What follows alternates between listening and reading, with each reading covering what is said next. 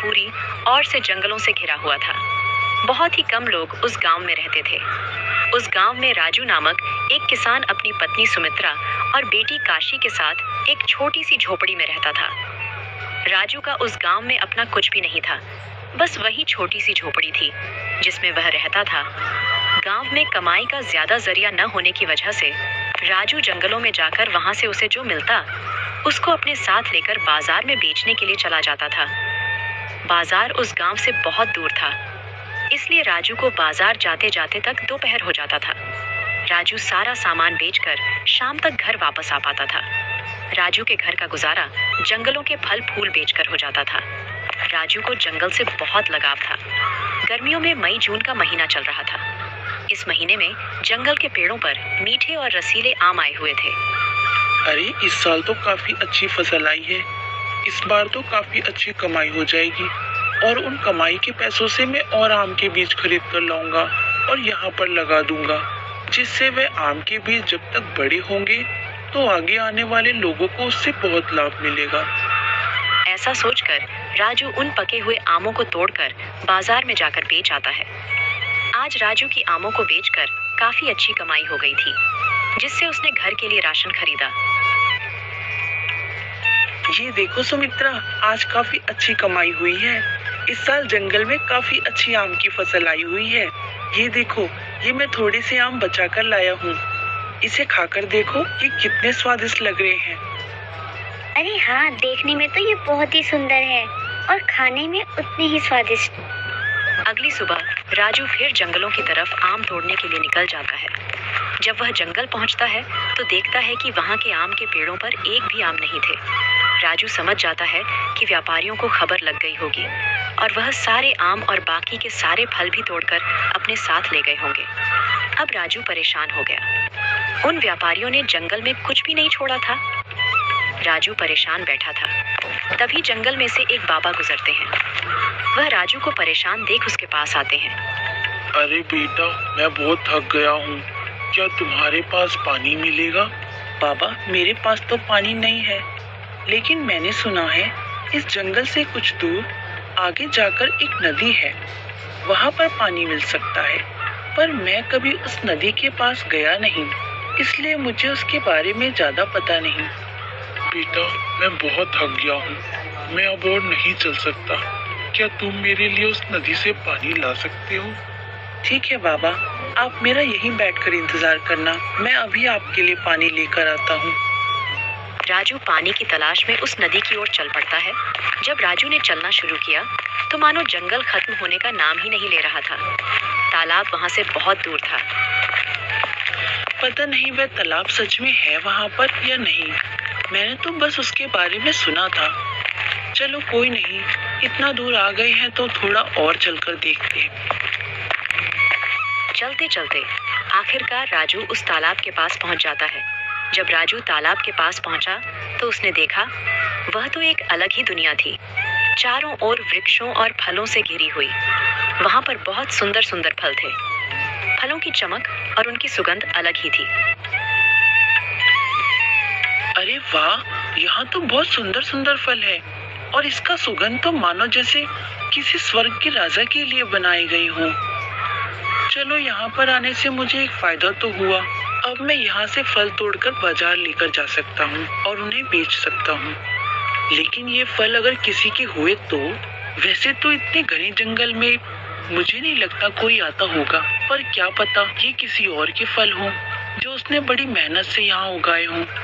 नहीं नहीं, मैं ऐसे इन फलों को नहीं तोड़ सकता। ऐसा कहकर राजू वहां से जाने लगता है। तभी वहां मौजूद एक आम के पेड़ में से आवाज आती है। राजू, तुम कहाँ जा रहे हो?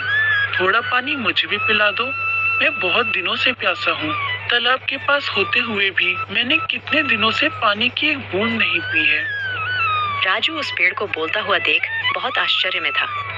वह समझ नहीं पा रहा था यह सब क्या हो रहा है।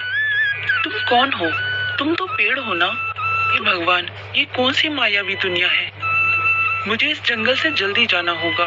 डरो नहीं राजू, मैं तुम्हें कोई नुकसान नहीं पहुंचाऊंगा। मैं तो बस तुमसे थोड़ा सा पानी मांग रहा हूँ। मैं काफी दिनों से प्यासा हूँ और यहाँ जंगल में कोई आता भी नहीं जिससे मैं पानी मांगकर अपनी प्यास बुझा सकूं। इतने दिनों बाद तुम ही एक व्यक्ति हो जो इस जंगल में आए हो। अब क्या तुम मुझे पानी भी नहीं पिला सकते?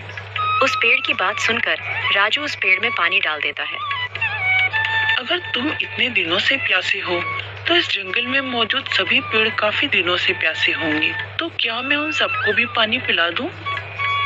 हाँ, हम सारे पेड़ काफी दिनों से प्यासे हैं। केवल बारिश जब होती है तभी हमें पानी मिलता है। कोई नहीं, आप चिंता ना करें, मैं यहाँ से आप सबको पानी पिलाने के बाद ही जाऊंगा। ऐसे राजू बारी बारी से सभी पेड़ों में पानी डालता है। सभी पेड़ों में पानी डालने के बाद राजू उस आम के पेड़ के पास आता है। अच्छा, मैंने सभी को पानी पिला दिया है, तो मैं जाता हूँ। वहाँ पर बाबा मेरा इंतजार कर रहे होंगे, उन्हीं के लिए मैं यहाँ पानी लेने आया था। राजू, तुमने जंगल के सभी वृक्षों को पानी पिलाकर मेरा दिल जीत लिया है। तुम हमारे यहाँ से जितने चाहे उतने फल ले सकते हो। राजू अपने साथ कुछ फल ले जाता है और उसी जगह पर पहुंच जाता है जहां बाबा बैठकर उसका इंतजार कर रहे थे। बाबा, ये लो पानी और ये कुछ आम आपके खाने के लिए। अरे बेटा, मुझे इन आमों की जरूरत नहीं है, मेरे लिए तो ये पानी ही पर्याप्त है। अच्छा बेटा, अब मैं चलता हूँ। इस तरह बाबा राजू को अपना आशीर्वाद देकर वहां से चले जाते हैं और राजू अपने घर पहुंचकर अपनी पत्नी सुमित्रा को अपने साथ हुई घटनाओं के बारे में बताता है। ये देखो, ये वहीं से मुझे इतने सुंदर सुंदर आम मिले हैं। इसकी सुगंध तो देखो। हाँ जी, इसकी सुगंध तो बहुत अच्छी है। मेरा तो मन कर रहा है मैं अभी सारे के सारे आम खा जाऊं। अरे नहीं नहीं, सारे मत खाना, ये मैं बेचने के लिए लाया हूँ। बाजार में कल इन्हें बेच आऊंगा। ऐसे राजू और उसकी पत्नी आमों को रखकर सो जाते हैं। जब सुबह राजू और उसकी पत्नी उठते हैं तो वह आम की जगह पर सोने को देखकर हैरान हो जाते हैं। जो आम वह रात को रखकर सो गए थे, वह आम अब सोने में बदल गए थे। अरे, ये कैसे हुआ? ये आम तो सोने में बदल गए।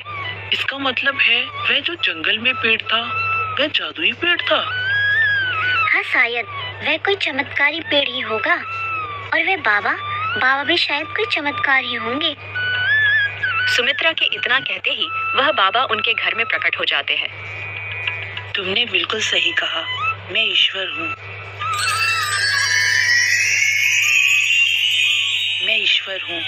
मैं हमेशा उन लोगों की मदद करता हूँ जो मुझ में विश्वास रखते हैं और अच्छे कर्म करते हैं। तुमने आज तक कभी किसी का बुरा नहीं किया, इसलिए बुरे वक्त में मैंने तुम्हारा साथ दिया। धन्य भाग हमारे जो आप पधारे। मेरे तो भाग्य ही खुल गए भगवान, मेरा जीवन धन्य हो गया। राजू, ये तुम्हारे कर्मों का ही फल है। तुम बस अच्छे कर्म करते रहना, बाकी मैं हमेशा तुम्हारे साथ हूँ। अच्छा, तो अब मैं चलता हूँ। इतना कहकर भगवान वहां से चले जाते हैं। अब राजू अपनी पत्नी सुमित्रा और बेटी काशी के साथ हंसी खुशी अपना जीवन व्यतीत कर रहा था और उन सोने को बेचकर राजू ने गांव में अपना एक सुंदर सा घर बनवाया और एक मंदिर का भी निर्माण कराया, जिसमें वह हर दिन मंदिर में आने वाले गरीबों को खाना खिलाया करते थे।